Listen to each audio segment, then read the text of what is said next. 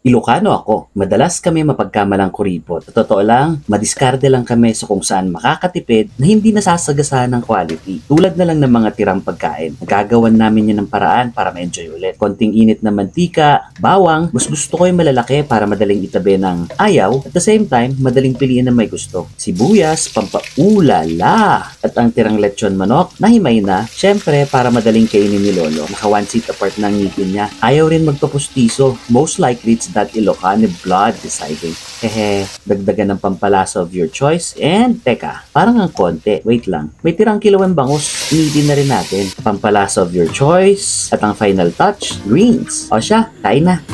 Kumain natin tong chicken. I wish I was above the center of attention, but I'm not.